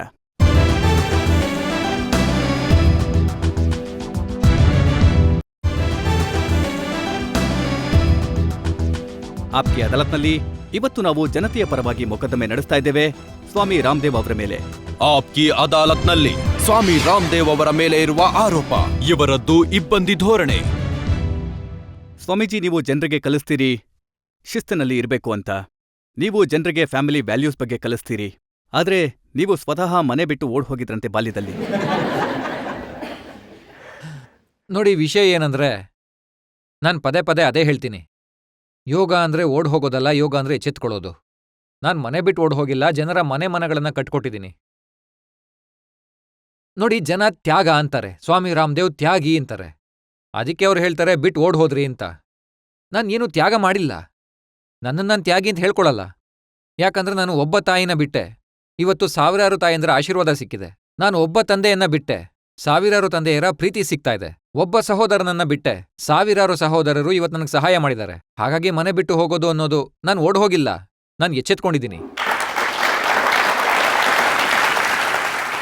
ನೀವು ಸನ್ಯಾಸಿ ಆಗ್ಬಿಟ್ರಿ, ನೀವು ಮನೆ ಮಠ ಬಿಟ್ಟುಬಿಟ್ರಿ, ಭೌತಿಕ ಸುಖ ಬಿಟ್ಟುಬಿಟ್ರಿ. ಆದ್ರೆ ಯಾವಾಗ ನಾನು ಪತ್ರಿಕೆ ಓದ್ತೀನಿ ಆಗ ಗೊತ್ತಾಗುತ್ತೆ ಏನಂದ್ರೆ ನಿಮಗೆ ಭೌತಿಕ ಸುಖಗಳ ಮೇಲೆ ಅಷ್ಟೇ ಪ್ರೀತಿ ಇದೆ ಎಷ್ಟು ಒಬ್ಬ ಸಂಸಾರಿ ಮನುಷ್ಯನಿಗಿರುತ್ತೋ ಅಷ್ಟು. ಅಂದ್ರೆ ನ್ಯೂಯಾರ್ಕ್ ಟೈಮ್ಸಲ್ಲಿ ಬರ್ದಿದ್ದೇನೆಂದ್ರೆ ನೀವು ದೊಡ್ಡ ಗಾಡಿಗಳಲ್ಲಿ ಓಡಾಡ್ತೀರಾ ಅಂತ. ನಿಮಗೆ ಎಂಥ ವ್ಯಕ್ತಿಗಳ ಜೊತೆ ಸ್ನೇಹ ಇದೆ ಅಂತಂದ್ರೆ ಯಾರು ಮಲ್ಟಿನ್ಯಾಷನಲ್ ಕಂಪನಿನಲ್ಲಿ ಕೆಲಸ ಮಾಡ್ತಾರೋ ಅಂಥವ್ರ ಜೊತೆ. ದೊಡ್ಡ ದೊಡ್ಡ ಅರಮನೆಗಳಂತ ಮನೆಗಳಲ್ಲಿರ್ತೀರಾ ನೀವು. ನೋಡಿ, ನಾನು ಯಾವುದೇ ವಿದೇಶಿ ಗಾಡಿನ ಖರೀದಿ ಮಾಡಿಲ್ಲ. ಆದ್ರೆ ಯಾರಾದ್ರೂ ನನ್ನ ರಿಸೀವ್ ಮಾಡಕ್ಕೆ ಕರ್ಕೊಂಡು ಹೋಗಕ್ ಬಂದಾಗ ನಾನು ನನ್ನ ವಿಚಾರಗಳಿಗೋಸ್ಕರ ಅವ್ರಿಗೆ ಈ ಗಾಡಿಲಿ ನಾನು ಕೂರಲ್ಲ ಅಂತ ಹೇಳೋಕ್ಕಾಗತ್ತಾ? ಈ ವ್ಯಾವಹಾರಿಕತೆ ನಾವು ಇಟ್ಕೊಳ್ಬೇಕಾಗತ್ತೆ. ಈ ವಿಚಾರಕ್ಕೆ ಬಂದ್ರೆ ಯಾರ ಮನೇಲಿ ಉಳ್ಕೋತೀನಿ ನೋಡಿ. ಈಗ ದೇಶದ ಒಬ್ಬ ಉನ್ನತ ಉದ್ಯಮಿ ಕೂಡ ನನ್ನ ಜೊತೆ ಸೇರಿದ್ದಾರೆ, ಹಾಗೆ ಉನ್ನತ ರಾಜಕಾರಣಿ ಸೇರಿದ್ದಾರೆ, ದೊಡ್ಡ ನಟರು ಸೇರಿದ್ದಾರೆ, ಹಾಗೆ ಸಾಮಾನ್ಯ ವ್ಯಕ್ತಿ ಕೂಡ ಸೇರಿದ್ದಾರೆ. ನೋಡಿ, ನಾನಂತೂ ಹೀಗೆ ಹೇಳೋದಿಲ್ಲ. ಅಂದ್ರೆ ನಾನು ಯಾರ್ದಾದ್ರೂ ಮನೆಯಲ್ಲಿ ಉಳ್ಕೋತೀನಲ್ಲ, ಆ ವ್ಯಕ್ತಿ ಅಪರಾಧಿನ, ಉಗ್ರವಾದಿನ ಅಂತ. ಆತ ಹಿಂದೂಸ್ತಾನದ ವ್ಯಕ್ತಿ, ಯಾರದೇ ಮನೆಗೆ ನಾನು ಹೋದ್ರೂ ಕೂಡ. ವೈಚಾರಿಕ ವಿರೋಧ ಇರ್ಬೋದು, ವೈಚಾರಿಕ ವಿರೋಧಿ ಕೂಡ ಆಗಿರ್ಬೋದು. ಯಾರೋ ವ್ಯಕ್ತಿ ಮಲ್ಟಿನ್ಯಾಷನಲ್ಸ್ಗೆ ಸಮರ್ಥನೆ ಮಾಡ್ಬೋದು, ಅಥವಾ ಅದ್ರ ಬಗ್ಗೆ ವಿರೋಧ ಕೂಡ ಮಾಡಬಹುದು. ಆದ್ರೆ ನೀವು ಘೋರ ವಿರೋಧಿ ಇದ್ದೀರಿ ಮಲ್ಟಿನ್ಯಾಷನಲ್ಸ್ಗೆ. ನಾನು ಮಲ್ಟಿನ್ಯಾಷನಲ್ಸ್ನ ವಿರೋಧಿ ಅಲ್ಲ, ನಾನು ದೇಶದ ಸಂಪತ್ತಿನ ಮತ್ತು ದೇಶದ ಜನರ ಆರೋಗ್ಯದ ಜೊತೆ ಚೆಲ್ಲಾಟ ಆಡ್ತಾ ಇದ್ದಾರಲ್ಲ ಅವರ ವಿರೋಧಿ ನಾನು. ನೀವು ಚಿಪ್ಸನ್ನ ವಿರೋಧಿಸ್ತೀರಾ, ನೀವು ಕೋಲ್ಡ್ ಡ್ರಿಂಕ್ಸನ್ನ ವಿರೋಧಿಸ್ತೀರಾ. ನೀವು ಅದನ್ನ ತಗೊಳ್ಳೋದ್ರಿಂದ ಮನುಷ್ಯನಿಗೆ ಹಾರ್ಟ್ ಅಟ್ಯಾಕ್ ಬರುತ್ತೆ, ಸ್ಟ್ರೋಕ್ ಬರುತ್ತೆ, ಪ್ಯಾರಾಲಿಸಿಸ್ ಆಗ್ಬೋದು, ಬ್ರೈನ್ ಡ್ಯಾಮೇಜ್ ಆಗ್ಬೋದು. ಅದನ್ನ ತಗೊಳ್ಳೋದ್ರಿಂದ ನಿಮ್ಮ ಹಲ್ಲು ಕೂಡ ಸೌದು ಹೋಗುತ್ತೆ. ಒಂದು ವಾರದೊಳಗೆ ಚೆನ್ನಾಗಿರೋ ಹಲ್ಲು ಕೂಡ ಹಾಳಾಗೋಗುತ್ತೆ. ಇದರಲ್ಲಿ 2 ಮಾನದಂಡ ನೋಡಿ. ಅಮೆರಿಕಾದಲ್ಲಿ ಪೆಪ್ಸಿ ಮತ್ತೆ ಕೋಕ್ ಕುಡಿತಾರಲ್ಲ, ಅವುಗಳ ಒಳಗೆ pH ವ್ಯಾಲ್ಯೂ ಇರುತ್ತೆ 5.8. ಅದೇ ಹಿಂದೂಸ್ತಾನದಲ್ಲಿ ಕುಡಿತಾರಲ್ಲ, ಅದರಲ್ಲಿ 2.8 ಮತ್ತೆ 2.4, 2.5, 2.2 ಇರುತ್ತೆ. ಈ 2 ಬಗೆ ಮಾನದಂಡ ಯಾಕೆ ಅಂತ ಅಂದ್ರೆ, ನಿಮ್ಮ ಮನೆಗಳಲ್ಲಿ ಟಾಯ್ಲೆಟ್ ಸ್ವಚ್ಛ ಮಾಡೋಕೆ ಆಸಿಡ್ ಇಟ್ಟಿರ್ತಾರಲ್ಲ, ಅಷ್ಟೇ pH ವ್ಯಾಲ್ಯೂ ಈ ಪಾನೀಯದಲ್ಲಿ ಇರುತ್ತೆ. ಅದಕ್ಕೆ ನಾನು ಜನರಿಗೆ ಹೇಳ್ತೀನಿ, ಥಂಡ ಅಂದ್ರೆ ಹೇಳಿ ನೋಡಿ. ಇದು ಇಡೀ ದೇಶಕ್ಕೆ ಗೊತ್ತಾಗಿದೆ. ಇದರಲ್ಲಿ ಏನ್ ತಪ್ಪು ಮಾಡ್ತಾ ಇದ್ದೀನಿ ನಾನು? ಇದನ್ನ ಕುಡಿದ್ರೆ ನಿಮ್ಮ ಮೂಳೆಗಳು ಸೌದು ಹೋಗುತ್ತೆ, ಆಸ್ಟೋಪೊರೋಸಿಸ್ನ ಪ್ರಾಬ್ಲಮ್ ಬರುತ್ತೆ ಅಂತ ಜನರಿಗೆ ಹೇಳ್ತೀನಿ. ನೋಡಿ, ಝೀರೋ ಟೆಕ್ನಾಲಜಿ ವಸ್ತುಗಳು, 2 ರೂಪಾಯಿಯ ಟೊಮ್ಯಾಟೊ, ಅದನ್ನ ಚಟ್ನಿ ಮಾಡಿ ಮಾರ್ತಾರೆ ಮಲ್ಟಿನ್ಯಾಷನಲ್ನವರು 80 ರೂಪಾಯಿಗೆ. ದೇಶದ ಸಂಪತ್ತನ್ನ ಲೂಟಿ ಮಾಡಿ ತಗೊಂಡು ಹೋಗಿದ್ದಾರೆ. 4 ರೂಪಾಯಿ ಕಿಲೋ ಅಲ್ಲ, ಅಗ್ಗದ ಆಲೂಗೆಡ್ಡೆ ಖರೀದಿ ಮಾಡ್ತಾರೆ 2-3 ರೂಪಾಯಿದು. ಹಾಗೆ ಟೊಮೊಟೊ ಕೂಡ ತುಂಬಾ ಸಲ ಕೊಳ್ತೋಗಿರೋದನ್ನ ಖರೀದಿ ಮಾಡ್ತಾರೆ 50 ಪೈಸೆ ಪ್ರತಿ ಕೆಜಿಗೆ. 2 ರೂಪಾಯಿ ಕಿಲೋ ಆಲೂಗೆಡ್ಡೆ, 3 ರೂಪಾಯಿ ಕಿಲೋ ಆಲೂಗೆಡ್ಡೆ ಚಿಪ್ಸ್ ಮಾಡಿ ಅದನ್ನ ಮಾರ್ತಾರೆ 350-400 ರೂಪಾಯಿಗೆ. ದೇಶದ ಸಂಪತ್ತು ದೇಶದಿಂದ ಹೊರಗಡೆ ಹೋಗೋದು ನೋಡಿ, ನನ್ನ ಪ್ರಕಾರ ಇದು ದೇಶಕ್ಕೆ ಒಳ್ಳೇದಲ್ಲ. ನಾನು ಹೇಳ್ತಿರ್ತೀನಿ, ಬರ್ಗರ್ ಅಂದ್ರೆ ಮನೆ ಹಾಳು ಮಾಡೋದು, ಪಿಜ್ಜಾ ಅಂದ್ರೆ ಆರೋಗ್ಯನ ಹಾಳು ಮಾಡೋದು, ಕೂಲ್ ಡ್ರಿಂಕ್ಸ್ ಅಂದ್ರೆ ಟಾಯ್ಲೆಟ್ ಕ್ಲೀನರ್. ನೋಡಿ, ಈಗ ಕಾಸ್ಮೆಟಿಕ್ಸ್ನೂ ವಿರೋಧ ಮಾಡ್ತೀನಿ ನಾನು. ಜನ ಹೇಳ್ತಾರೆ ಈ ಬಿಳುಪಿನ ರಹಸ್ಯ ಹೇಳಿ, ಈಗ ಆಡಲ್ ಏನ್ ಕೇಳ್ತೀರಾ ಅಂತ ಅದನ್ನ ಹೇಳಿ. ಈಗ ಫೇರ್ ಅಂಡ್ ಲವ್ಲಿ ಹಚ್ಚಿದ್ರೆ ಬೆಳ್ಳಗಾಗ್ತಾರೆ ಅಂದ್ರೆ ಎಮ್ಮೆಗೂ ಹಚ್ಚಿ ತೋರಿಸಿ. ನಾನ್ ಏನ್ ಹೇಳ್ತೀನಿ ಅಂದ್ರೆ, ಆ ಎಮ್ಮೆ ಬೆಳ್ಳಗಾಗಲ್ಲ ಅಂದ್ಮೇಲೆ ಮನುಷ್ಯ ಹೇಗಾಗ್ತಾನೆ ಹೇಳಿ? ಒಬ್ಬ ವ್ಯಕ್ತಿ ತುಂಬಾ ಪ್ರಯತ್ನ ಪಟ್ಟ, ಎಮ್ಮೆಯ ಹಿಂಭಾಗದ ಮೇಲೆ 10 ವರ್ಷದ ತನಕ ಅದನ್ನ ಹಚ್ಚಿದ, ಆದ್ರೂ 1 ಇಂಚ್ ಕೂಡ ಬೆಳಗಾಗ್ಲಿಲ್ಲ. ನೋಡಿ, ಬಿಳುಪಿನ ರಹಸ್ಯ ಕಪಾಲಭಾತಿ ಪ್ರಾಣಾಯಾಮ.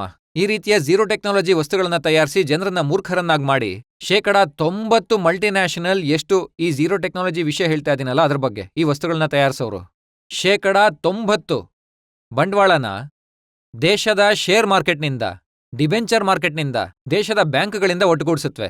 90% ವಸ್ತುಗಳನ್ನ ಮಾರ್ತಾರಲ್ಲ, ಅದರ ಪ್ರಾಫಿಟ್ ಏನಿದೆ ಅದನ್ನ ಹೊರಗಡೆ ತಗೊಂಡು ಹೋಗ್ತಾರೆ. ನಮ್ಮ ದೇಶದ ಜನರನ್ನ ಮೂರ್ಖರನ್ನಾಗಿ ಮಾಡಿ ಭಿಕ್ಷುಕರ ತರ 10%ನ ಇವ್ರಿಗೆ ಕೊಟ್ಟು ದೇಶದ ಸಂಪತ್ತಿನ ಹೊರಗಡೆ ಲೂಟಿ ಹೊಡ್ಕೊಂಡು ತಗೊಂಡು ಹೋಗ್ತಾರೆ. ಇದು ದೇಶಕ್ಕೆ ಮಾಡುವಂತ ದ್ರೋಹ ಅಲ್ವಾ ಹೇಳಿ? ಸಾಮಾನ್ಯವಾಗಿ ನಮ್ಮ ಸನ್ಯಾಸಿಗಳು, ಸಾಧು ಬಾಬಾಗಳು ಏನಿದ್ದಾರೆ, ಯಾವಾಗ ಅವರು ವಿದೇಶಕ್ಕೆ ಹೋಗಿ ಬರ್ತಾರೋ ಆಗ ಅವರ ಮೇಲೆ ಗೌರವದ ಮುದ್ರೆ ಬೀಳುತ್ತೆ.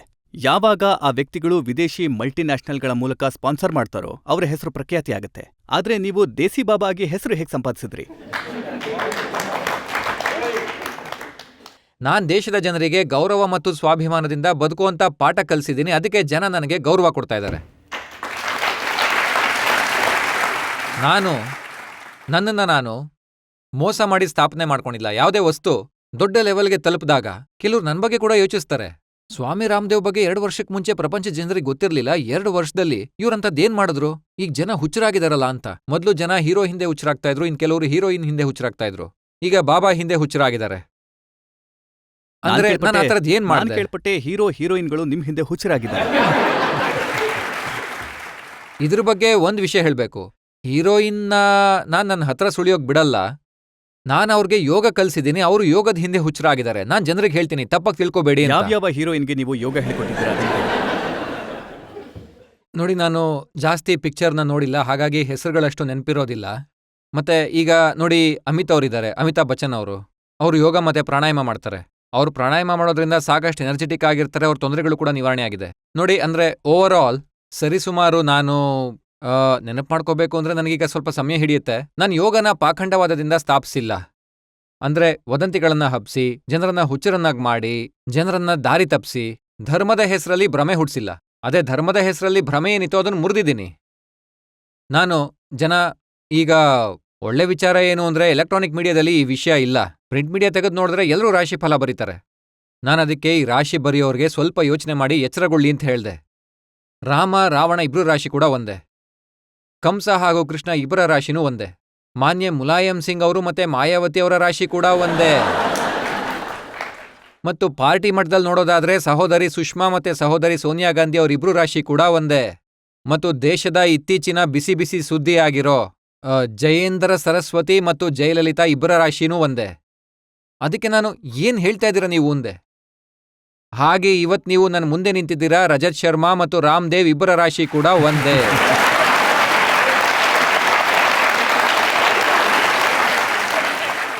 ಆದ್ರೆ ಒಬ್ರಾದ್ರೂ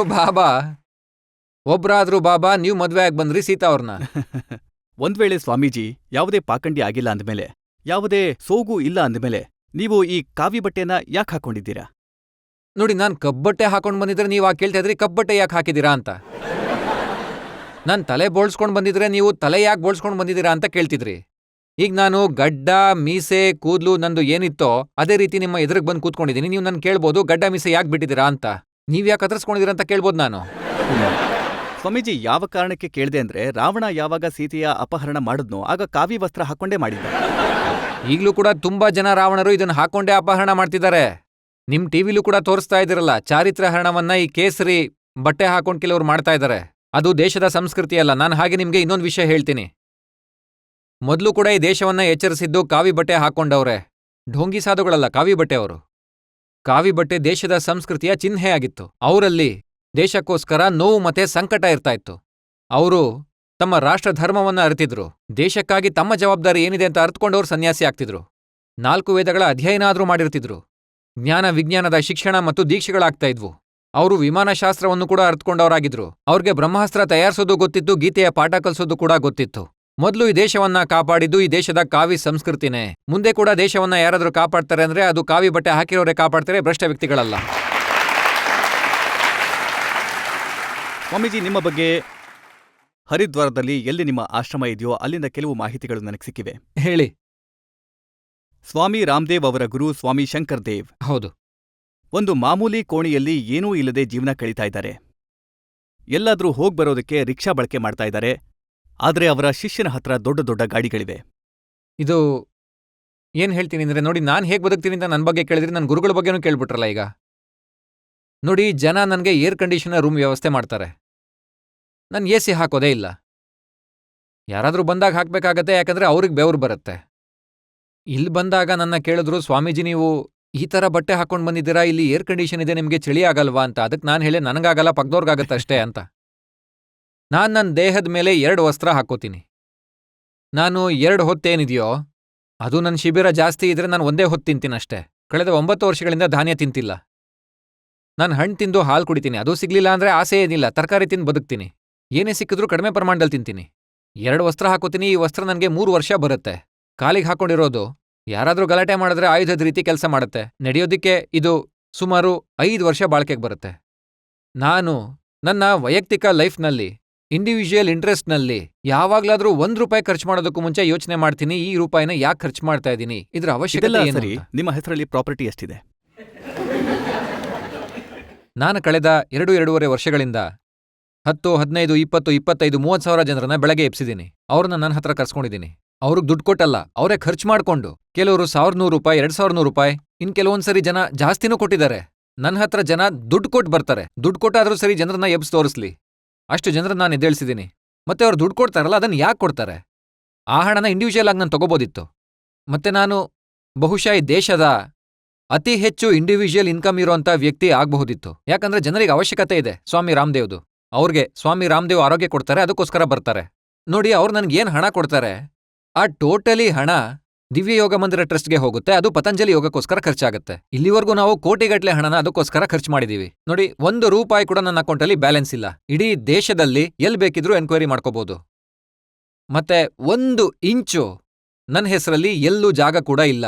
ನೋಡಿ, ನಂದು ಏನಿದೆ ಅದನ್ನ ಎಲ್ಲ ನಿಮ್ ಮುಂದೆ ಹೇಳ್ತಾ ಇದ್ದೀನಿ. ಯಾರು ಬೇಕಿದ್ರೂ ಇದನ್ನ ಎನ್ಕ್ವೈರಿ ಮಾಡಬಹುದು. ನೋಡಿ, ನಾನು ಈ ದೇಶವನ್ನು ಪ್ರಪಂಚದ ಅತಿ ದೊಡ್ಡ ಆರ್ಥಿಕ ಮತ್ತು ಅತಿ ದೊಡ್ಡ ಸಾಂಸ್ಕೃತಿಕ ಶಕ್ತಿಯ ರೂಪದಲ್ಲಿ ನೋಡೋದಕ್ಕೆ ಇಷ್ಟಪಡ್ತೀನಿ. ಮತ್ತೆ ಜನ ಇಷ್ಟಪಟ್ರೆ ನಾನು 1 ದಿನದಲ್ಲಿ ಡಾಲರ್ ಮತ್ತೆ ಪೌಂಡ್ನ ಕೆಳಗಿಳಿಸಿ ರೂಪಾಯಿಯನ್ನ ಮೇಲೆ ಕೆತ್ತಬಲ್ಲೆ. ಈ ತಾಕತ್ತು ನನ್ನಲ್ಲಿದೆ. ಈಗ ನೀವು ಕಾಯಿಲೆಗಳ ಬಗ್ಗೆ ಕೇಳ್ತಾ ಇದ್ದೀರಾ. ಇನ್ನೊಂದು ವಿಷಯ ಏನಾದರೂ ಕೇಳಿದ್ರೆ ಆಗ ನಿಮ್ಗನ್ಸುತ್ತೆ ಇದೆಲ್ಲ ಹೇಗೆ ಸಾಧ್ಯ ಇರ್ಬೋದು ಅಂತ. ಮತ್ತೊಂದು ವಿಷಯಗಳಿಗೆ ಸಂಬಂಧಿಸಿದ ಆರೋಪಗಳು ಏನಿವೆ ಅವುಗಳ ಬಗ್ಗೆ ನಿಮ್ಮಿಂದ ಸ್ಪಷ್ಟನೆ ಕೇಳ್ತೀವಿ ಒಂದು ಬ್ರೇಕ್ನ ನಂತರ.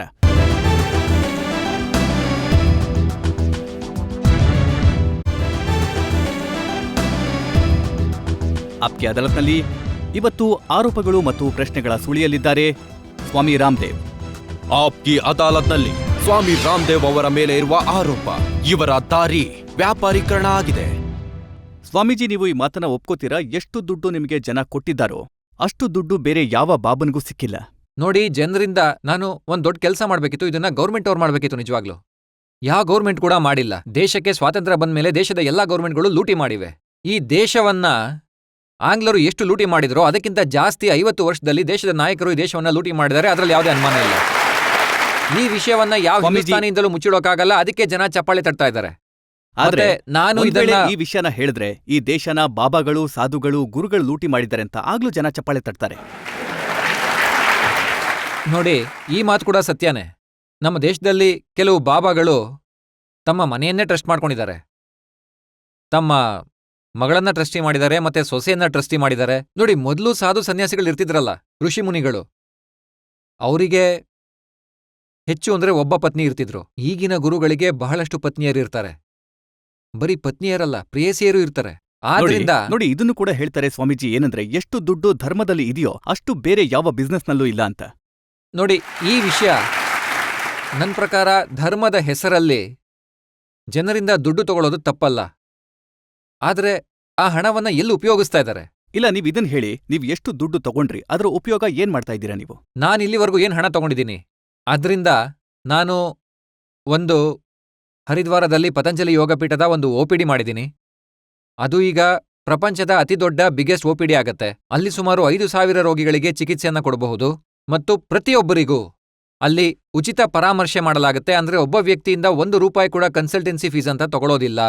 ಬದಲಿಗೆ ಬಡ ವ್ಯಕ್ತಿಗಳಿಗೆ ಅಲ್ಲಿ ಉಚಿತವಾಗಿ ಔಷಧಿಲಿ ನಾನು 90% ರಿಯಾಯಿತಿ ಕೊಡ್ತೀನಿ. ಯಾಕಂದ್ರೆ ಜನ ದುರುಪಯೋಗ ಮಾಡ್ಕೋಬಾರ್ದು ಅಂತ. ನಾನು ಏನೇನ್ ತಗೊಂಡಿದ್ದೀನಿ, ₹1 ಲೆಕ್ಕವನ್ನ ದೇಶದ ಯಾವುದೇ ವ್ಯಕ್ತಿಗೂ ನಾನು ನೀಡಬಲ್ಲೆ.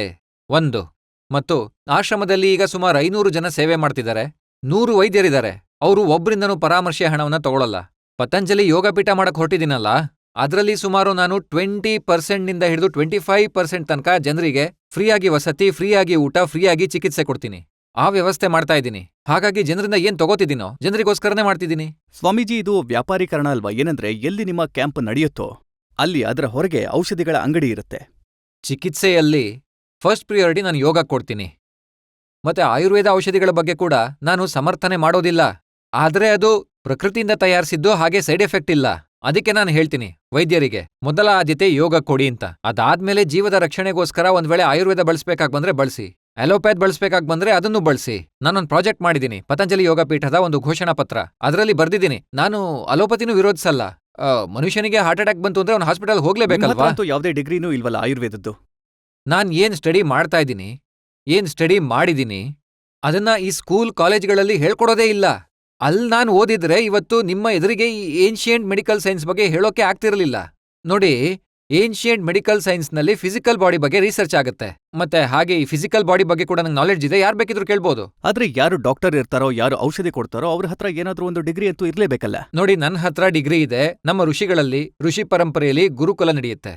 ನಮ್ಮ ಗುರುಕುಲ ಸಂಸ್ಕೃತಿ ಇವತ್ತೇನ್ ಜೀವಂತ ಇದೆ, ಆ ಪರಂಪರೆಯಲ್ಲಿ ನಾನು ಅಧ್ಯಯನ ಮಾಡಿದ್ದೀನಿ.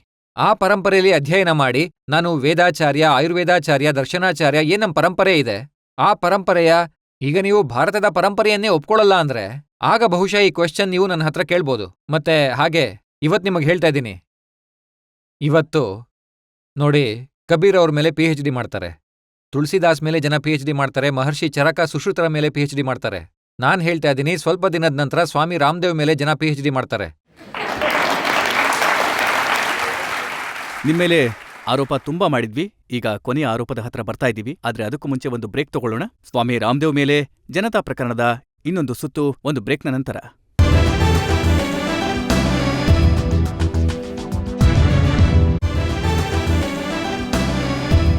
ಆಪ್ಕಿ ಅದಾಲತ್ನಲ್ಲಿ ಇವತ್ತು ನಾವು ಜನತೆಯ ಪರವಾಗಿ ಸ್ಪಷ್ಟನೆ ಕೇಳ್ತಾ ಇದ್ದೀವಿ ಸ್ವಾಮಿ ರಾಮದೇವ್ ಅವರಿಂದ. ಆಪ್ಕಿ ಅದಾಲತ್ನಲ್ಲಿ ಸ್ವಾಮಿ ರಾಮದೇವ್ ಅವರ ಮೇಲೆ ಇರುವ ಆರೋಪ, ಇವರು ಅಧಿಕಾರದ ಹತ್ತಿರ ಇರೋದಕ್ಕೆ ಇಷ್ಟಪಡ್ತಾರೆ.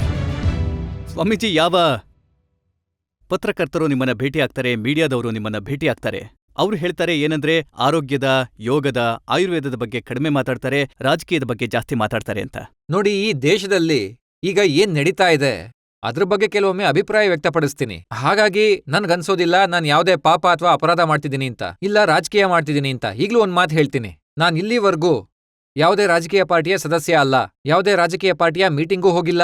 ನನ್ನ ಸಂಕಲ್ಪ ಮುಂದೆ ಕೂಡ ಹೀಗೆ ಇರುತ್ತೆ. ನಾನು ಯಾವುದೇ ರಾಜಕೀಯ ಪಾರ್ಟಿ ಜೊತೆ ಸೇರ್ಕೊಂಡಿರ್ಲಿಲ್ಲ, ಮತ್ತೆ ಫ್ಯೂಚರಲ್ಲೂ ಕೂಡ ನನ್ನ ಜೀವ ಇರೋವರೆಗೂ ಯಾವುದೇ ರಾಜಕೀಯ ಪಾರ್ಟಿ ಜೊತೆ ನಾನು ಸೇರಲ್ಲ. ಇದು ನನ್ನ ಭೀಷ್ಮ ಪ್ರತಿಜ್ಞೆಯಾಗಿದೆ. ನೀವು ಹೇಳ್ತಾ ಇದ್ದೀರಾ ಯಾವುದೇ ರಾಜಕೀಯ ಪಕ್ಷಕ್ಕೆ ಜಾಯ್ನ್ ಆಗಲ್ಲ ಅಂತ. ನೀವೇ ಪೊಲಿಟಿಕಲ್ ಪಾರ್ಟಿ ಏನಾದ್ರೂ ಮಾಡ್ತೀರಾ? ಏನಂದ್ರೆ, ನಾನು ನನ್ನ ಅಭಿಪ್ರಾಯಕ್ಕೆ ಒಂದು ಶಕ್ತಿ ಕೊಡಬೇಕು ಅನ್ಕೊಂಡಾಗ, ಯಾವುದೇ ವ್ಯಕ್ತಿ ಒಂದು ವಿಷಯವನ್ನ ತುಂಬಾ ಪ್ರಬಲವಾಗಿ ಮಂಡಿಸಿದಾಗ, ಮತ್ತೆ ಆ ವಿಷಯ ಯಾವಾಗ ಪ್ರಭಾವ ಬೀರುತ್ತೋ ಜನ ಭಯಭೀತರಾಗ್ತಾರೆ. ಅದಕ್ಕೆ ಕೆಲವು ರಾಜಕೀಯದವರು ಯೋಚನೆ ಮಾಡ್ತಾರೆ, ಬಾಬಾ ರಾಮದೇವ್ ಈ ಕಡೆ ಬಂದ್ರೆ ಏನಾಗ್ಬೋದು ಅಂತ. ಅದು ಅವ್ರ ಭ್ರಮೆ. ಆ ರೀತಿ ಯಾರು ಯೋಚಿಸೋ ಅವಶ್ಯಕತೆ ಇಲ್ಲ. ಈ ಭ್ರಮೆ ಯಾಕೆ ಹುಟ್ಕೊಂಡಿದ್ದು ಅಂದ್ರೆ, ನೀವು ನಿರ್ಧಾರ ಮಾಡಿದ್ರಲ್ಲ ಹರಿದ್ವಾರದ ಬದಲು ಈಗ ದೆಹಲಿಯಲ್ಲಿ ಆಶ್ರಮ ಮಾಡಬೇಕು ಅಂತ.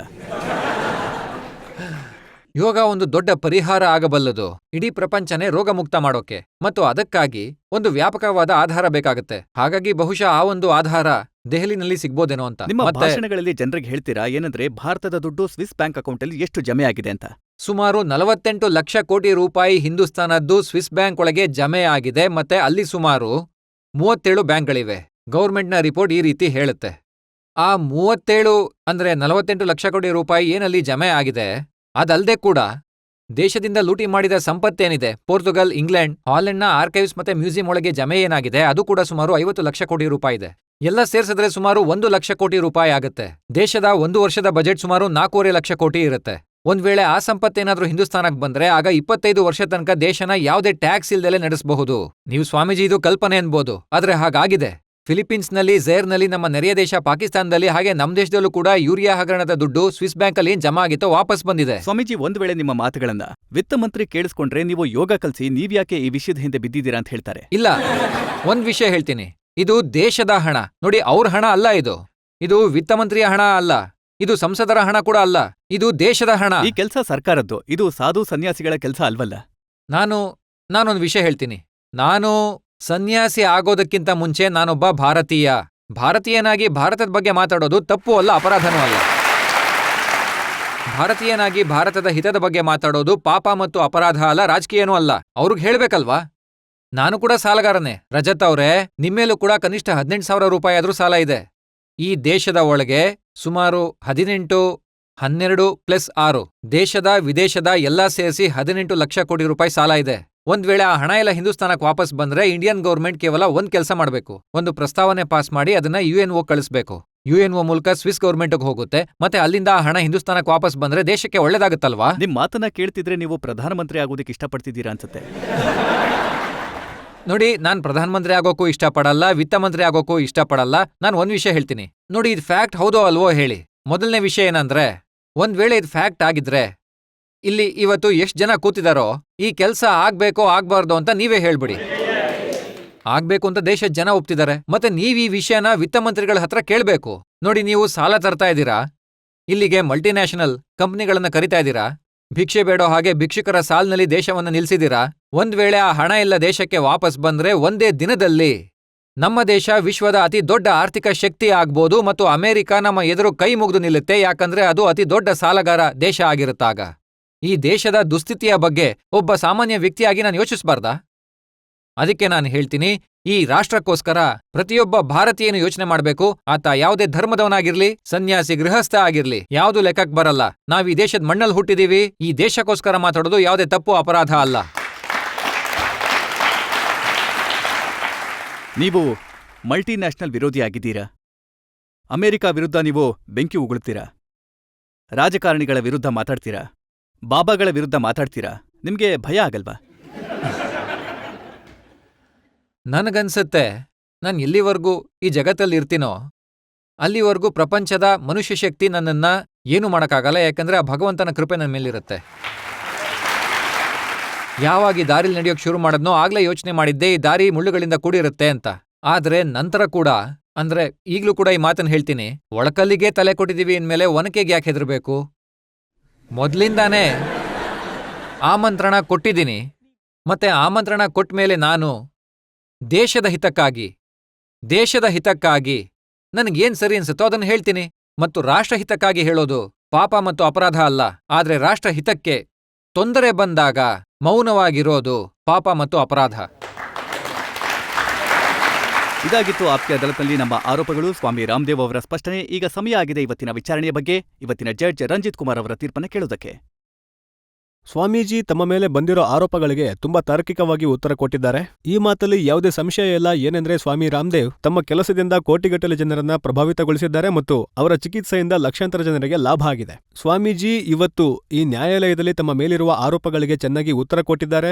ಆದ್ರಿಂದ ಈ ನ್ಯಾಯಾಲಯ ಅವರ ಮೇಲಿರುವ ಆರೋಪಗಳಿಂದ ಅವರನ್ನ ಮುಕ್ತಗೊಳಿಸುತ್ತೆ. ನ್ಯಾಯಾಲಯಕ್ಕೆ ನಂಬಿಕೆ ಇದೆ, ಅವರ ಕೆಲಸದಿಂದ ದೇಶದ ಜನತೆಗೆ ಲಾಭ ಆಗುತ್ತೆ ಅಂತ.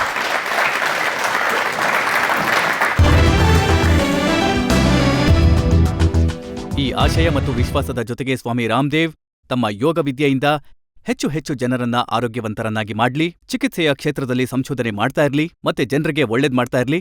ಇವತ್ತಿನ ಪ್ರೋಗ್ರಾಂ ಇಲ್ಲಿಗೆ ಮುಗಿಸೋಣ. ಮುಂದಿನ ವಾರ ಮತ್ತೆ ಸಿಗೋಣ ಆಪ್ಕೆ ಅದಾಲತ್ನಲ್ಲಿ ಒಂದು ಹೊಸ ಮೊಕದ್ದಮೆ ಜೊತೆ. ಅಲ್ಲಿಯವರೆಗೆ ನಮಸ್ಕಾರ.